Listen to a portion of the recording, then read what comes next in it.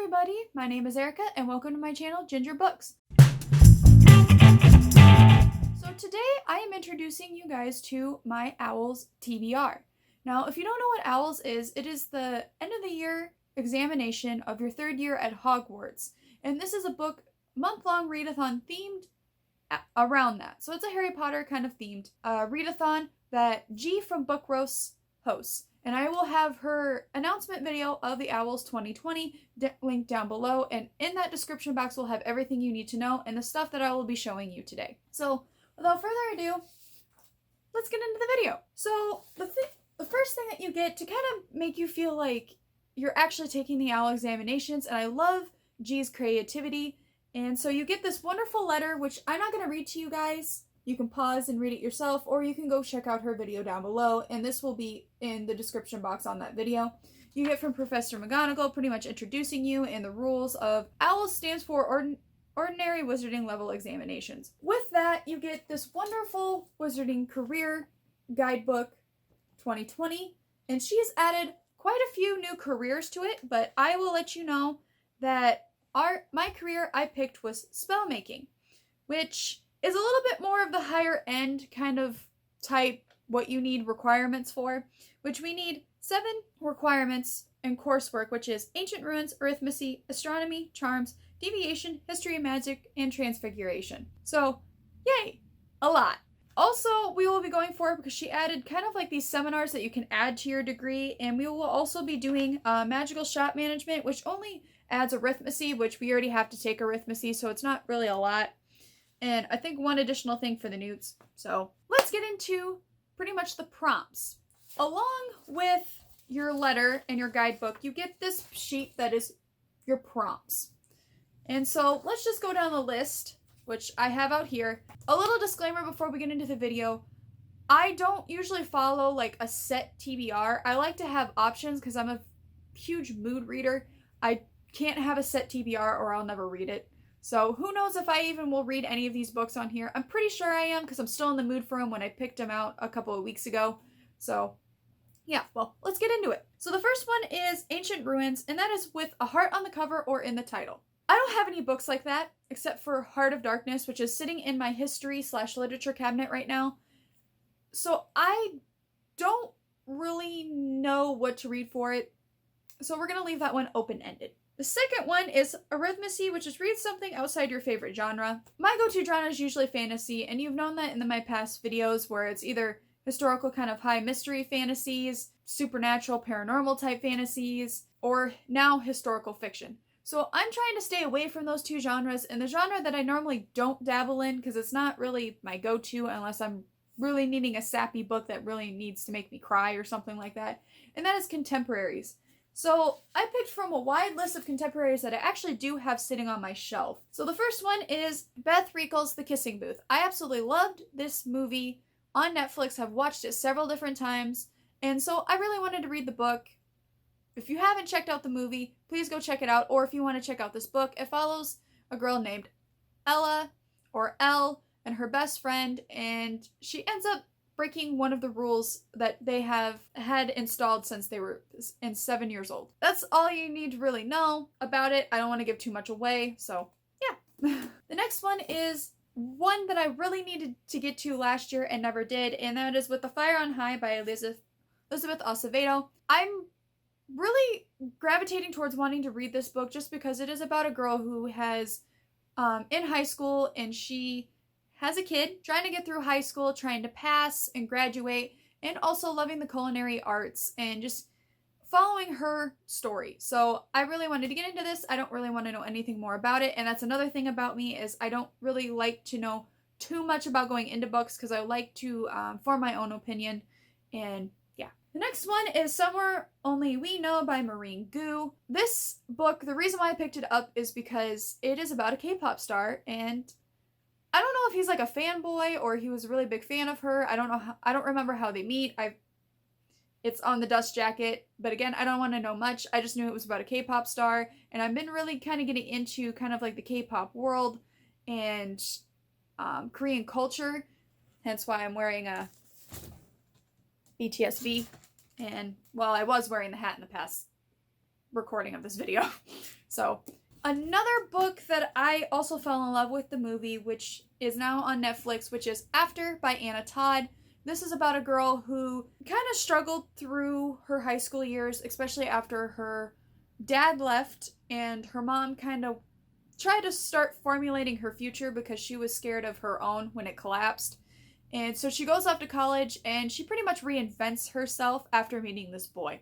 So Anna Todd, this story was released on Wattpad and became a huge sensation, and she ended up publishing most of her series.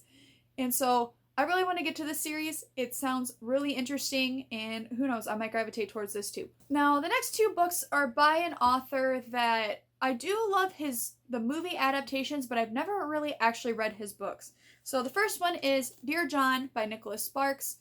I've been really meaning to actually watch this movie and read this book. All I know is that it's about this girl who writes Dear John letters to this boy who ends up going into the military and being deployed overseas. That's all I really know about it. Don't really know that much. Then the next one I have is Safe Haven by Nicholas Sparks, which I have watched this movie with my favorite actress of all time.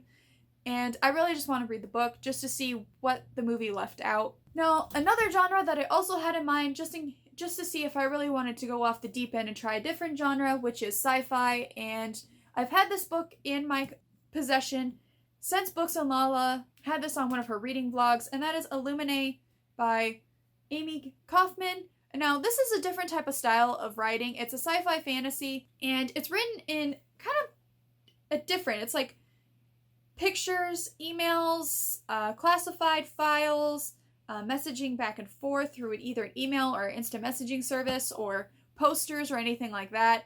So I figured I don't really know much about it. Might as well try it, and it's a different format, and I'm always up to trying new things with books. So that's a lot for that one. And our next one is Astronomy, which is Read Majority in the Dark. And so I figured to put a little bit of a break in for me, sorry, I'm moving my papers around, is for this prompt, I decided to pick manga because I can easily get it done out of the way in one night. So I picked 3 mangas that I have in my possession that I have either the complete series or I'm close to the complete series. So the first one is my all-time favorite anime and manga series of all time, which is Sailor Moon. And this series definitely got me into anime. Love it, love it, love it. Sorry, it's kind of reflecting off if you can see it. And this is who it's by. I'm sorry, I'm not going to try to pronounce it. I screw it up every time. It's like Noko Takahuchi. Sorry. But this is about a girl named Husagi who's in her last year of middle school. She's 14, about 15 years old, and she finds out she is the missing moon princess and is in charge of the Sailor Scouts named Sailor Moon. And just following her quirky adventures of her being the crybaby and watching her grow throughout the series. So I figured this would be easy to pick up, and then also this series can kind of fill in for a different prompt, which I'll get to later. Now, my second favorite series of all time for manga is Inuyasha by Rumiko Takahashi. Again, I'm sorry if I butchered the name. This follows a girl named Usagi who is, again, also in, I think it's middle school or her first year of high school. This takes place in 90s modern Japan, because this anime came out in about the mid to late 90s. Kagome lives on a shrine that their family has been protecting for several years called the O.W.L.s Shrine, along with this sacred tree that's located outside of the shrine. One day she's just walking by and she ends up seeing her brother with their cat had gone into the O.W.L.s well, and he was scared to go in there because he was hearing rustling and moving around. She walks in there trying to find the cat, tells her brother she's a big baby, and then out of nowhere, a big giant centipede demon comes out and snatches her and takes her to the feudal era, where she meets Inuyasha, half dog demon, half human. And that's where their journeys pretty much begin, trying to find the shards of the Shikon Jewel. Absolutely love this anime, hands down. I recommend it to anybody who is into kind of like historical fiction, high fantasy type mangas. And you kind of learn a little bit about the feudal era Japan. Again, take it with a grain of salt because this is like hugely fantasy. Now lastly, I thought just to give myself another option to pick from, I also have Death Note Black Edition Volume 2, this covers volumes 3 and 4. The first one covers volumes 1 and 2, and this follows Light Yagami, who is a high school student who is pretty smart and bored with the world until he finds a Death Note with it, it's Shinigami, and finds out that he could probably put his plan into motion, which is reading the world of evil, even though he kind of loses himself along the way. I think I've watched up to the last maybe 3 episodes of this anime series, and now I'm just trying to go through the manga series to see how close, again, fitting in the missing pieces and to finish this series entirely. So this is just another option that I could read while it's dark out. The next one is Charms, which is to read a book with white on the cover, or a white cover. I have the Sailor Moon series manga is pretty much all in white. So if I wanted to read, if I don't read Sailor Moon for the previous prompt, I could read volume 1, or if I did read volume 1, I could read volume 2 for this one, which is the one with Sailor Mercury on the cover. It's on my shelf and I don't feel like digging it out right now. Or I could pick up this book that I've been meaning to get to and I was trying to read during Halloween but never did, and that is The Bone Houses by Emily Lloyd Jones. This book is about pretty much a person who takes care of a graveyard, and then out of nowhere, the dead rise. I don't know really much going into this book. I really don't want to. I ended up getting this in an Unplugged book box when I was subscribed to it last year. So, yeah, this is another option. Now, the next one is Deviation, which is you were supposed to pick, let's say, a list of like 1 through 5, 1 through 10, 1 through 20, and have book titles in it, and then you were supposed to put it in a number generator, and that's how it would be picked. So it's like a luck of the draw, so obviously deviation. So I made a list of books 1 through 10, clicked a randomizer 3 different times, and it landed on A Curse So Dark and Lonely by Bridget Kimler. I'm so sorry if I butchered your last name. I'm not very good with names or English and language in general. The reason why I put this on the list and why I have it in my possession is from some of the spoiler-free reviews I've seen. People have compared it to like a Beauty and the Beast retelling, and of course, I'm a huge Beauty and the Beast fan. It's my favorite Disney movie of all time. So I had to pick it up, and I also have the second book, A Heart So Fierce and Broken. So giving it a try. The second to last one is History of Magic, which is a book featuring a witch or a wizard. I have a lot to pick from. I mean, we can do Harry Potter, because I know I stopped at the Goblet of Fire. As Old as Time, which is like alternative to the Beauty and the Beast ending that I have. We could pick from The Beautiful Creatures, or there is this book that I've been really meaning to get into, and where is it? Which is The Bone Witch by Rin Shupeko. You follow a main character whose name is Tea.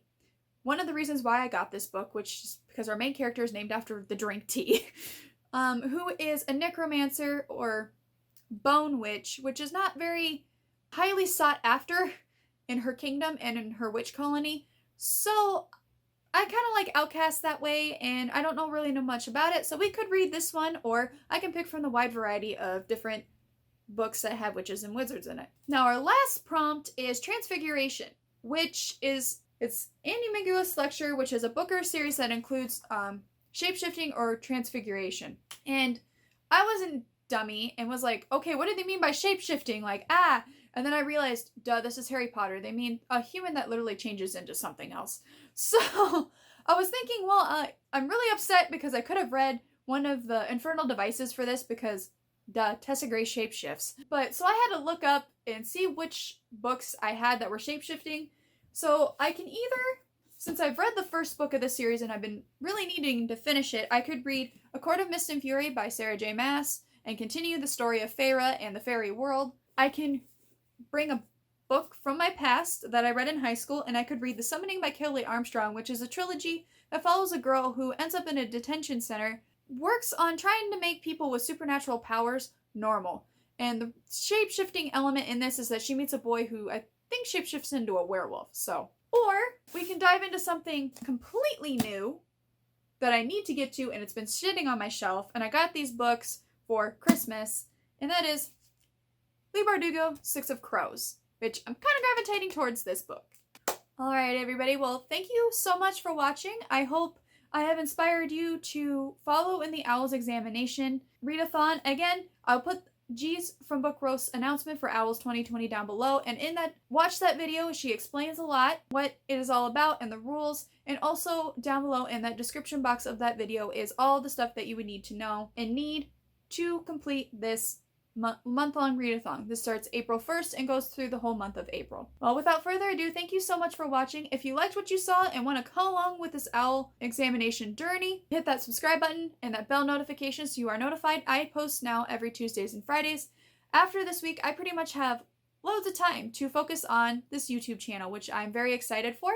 And later on in the month, I will be doing a reading vlog for the rest of the prompts I have to do for the Harry Potter Readathon. Well, anyways, I hope you guys have a great start to your week, and I will see you in the next video. Bye!